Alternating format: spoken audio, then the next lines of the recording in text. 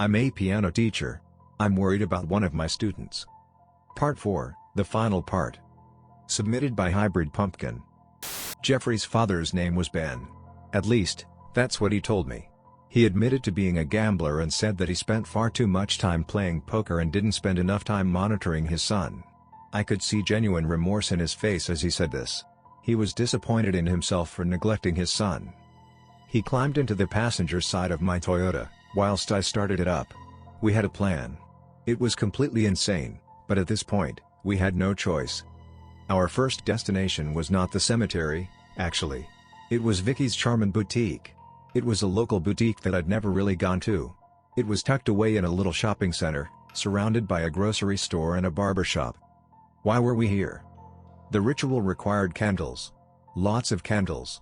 We needed as many candles as there were gravestones. Vickie's specialized in candles. The world had paused. I couldn't see anyone in the store or in the shopping center. We raided the store of candles. I suppose it felt wrong to steal things from a small store, but this was the only way for things to return to normal. We grabbed every kind on candle. Ocean breeze. Cinnamon stick. Brown sugar. We stole them all, and loaded my car with them. Chiselbrook Cemetery was a huge graveyard, with tons of tombstones. We reckoned we needed at least 500 to make it work. Luckily for us, the shop was fully stocked.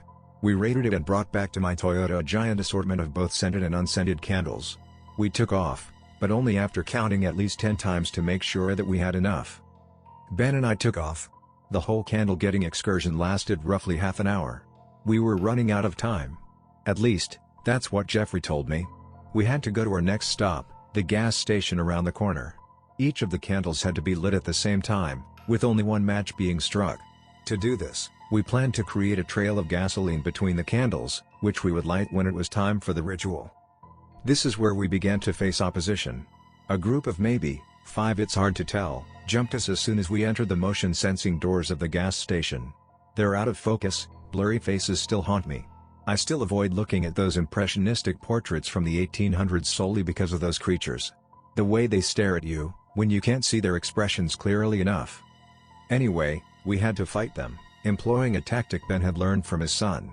Apparently, the only way to put them to rest, at least for a little while, is fire. To burn them. I still had a small container of gas. I slid across the slick floor of the convenience store. As I glided along the grimy ground, I doused the ghosts with gasoline. The stream of dark fluid splashed against them, slathering them in the oily substance. I couldn't tell what their reaction was, what with their out-of-focus bodies and faces, but I thought I could make out through the haze the sight of their arms raising in a desperate attempt to shield their faces. I crashed into a shelf as I slid, causing a cascade of potato chips and candy bars to rain down upon me. I rolled over onto my back and watched as Ben threw a lit lighter into the crowd. The flame erupted into a roaring fire. The ghosts staggered back in obvious dismay. They were quickly consumed by the flame. I was surprised. I had never thought that it would be this simple to defeat the ghosts. I picked up the ashes, little gray particles of dust. "They'll be back," Ben said, shattering my thoughts. "Come on, we need to get some cans of gas." We grabbed every canister we could find, and filled them all at the pumps. All in all, we had 8 canisters. I hoped that would be enough. After all, there were a lot of graves. We then began to make our way over to the cemetery. This was what our plan hinged itself on. We needed to be fast, and sneaky. There was little hope for us if they saw us. The ghosts would know if they caught us performing the ritual, and they would kill us. I drove quick as I could around our town, ducking in and out of side streets, weaving through parking lots, and riding along with dark, narrow dirt paths. In hopes of being stealthy, Ben had told me about a way into a less-known area of the graveyard. It took longer to get there, but hopefully, if we took this route, they wouldn't notice us. Eventually, the path got too narrow for me to drive along, so we exited the car and walked the remainder of the final path. "This is it," Ben said, with his head down. "We are going to take down the ghosts." He sighed. Even though that kid was an accident, he trailed off. I didn't say anything. I don't like to get involved in the drama that young people dig themselves into. I had figured from the little Ben had said that Jeffrey had used his studies of the paranormal as an escape from his rough family life, and had tried to perform one of the ceremonies listed in one of his books. It worked, and then this all started. Soon, we made it to the cemetery. The enormous fence loomed in front of us. Ben began to scale it with ease, finding footholds in the cracked stone, watermarks of years of decay. However, my climbing skills were less than stellar. As a 73-year-old man, I don't move with such agility and grace. It took me 5 times as much time to climb the fence as he did. When I finally reached the top, I almost wished I had stayed down. Filling the vast space, Chiselbrook Cemetery were ghosts, tons of them. There were more ghosts than there were graves. But that wasn't the most horrifying part. In the middle of the graveyard, on a statue that was shaped like an altar of sorts, surrounded by the creatures, were 2 people. Even from this distance, I could see who they were. Margaret and Jeffrey. My wife and student. Captured by these loathsome beasts. I couldn't give up. Not when their lives were at stake. I wouldn't be able to bear seeing them turning into whatever those things were. Ben's face betrayed no expression at seeing his son in such a predicament. Luckily, the ghosts were facing in a different direction. The climb down was far easier than the climb up, and in just a few moments I had dropped down to the ground. This was it. We had one shot to get this right. To set things back to normal. I crept along the muddy ground, soft and mushy from the heavy rain that had fallen upon the earth recently. The humidity worried me. The fire might not spread if there was too much moisture in the air. No. I couldn't worry myself with things like that. Not when we were this close. We started setting the candles on the headstones. Perfectly centered. That was what the ritual required. The candles had to be perfectly centered. I dodged and weaved through the crowds of impressionistic faces. I couldn't tell what they were doing, but I could recognize the sounds of the chant that I had heard coming from them when they had invaded my house. Each of the ghosts were clad in outfit from various time periods. They dressed in colonial attire, clothes from the mid-1800s, and the 60s and 70s. Each of these blurry ghouls were just shadows, impressions of people. People who had once been alive. Now they were reduced to this. Ben and I placed the candles on every tombstone that we could. The rest were blocked by those creatures. This meant we had to destroy them. The ghosts would come back after they were burned, but it would delay them long enough for us to place the rest of our candles in to release the captives. In hindsight, we should have gotten more gasoline. We would hardly have enough to light all the candles and to kill these ghosts. I grabbed a canister and crept around behind a large cluster of the chanting ghouls. I splashed them and ran away before they registered what I'd done. I continued this process, unfortunately using up 3 cans of gas along the way. Ben used 1. Now we only had 4 cans. Ben did the honors. The ghosts shifted, moving closer to each other. He took this as an opportunity, flinging a lit match into the crowd. It was a magnificent sight. The fire spread rapidly amongst them, causing them to run and panic, which only led to them catching themselves on fire even more. They were all soon dead, reduced to ash. I staggered over to the altar, and began slashing at the ropes that bound Jeffrey and Margaret. It took a few minutes, but eventually, my student and wife were released, pale and shivering.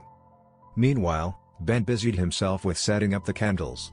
The 3 of us soon joined him, placing candles onto the tombstones. After they were set up, I grabbed the remaining cans of gas and poured a trail of the fluid between the candles. I had to be conservative, as we had barely any left. In the end, we ran out too soon. A stretch of gravestones were untouched. Oh, no. We all stared at each other, solemnly. There wasn't enough time to go back into town and get more. This was an emergency. What would we do? The candles had to be lit with a single match, and this was the only way to do it. Then, I remembered. I still had a small container of gasoline from earlier in my car. I ran as fast as I could to my Toyota, leaving my comrades behind. I scaled the wall quick as possible. I soon reached the woods and slowed to a jog. I was running out of stamina, but determination kept me going.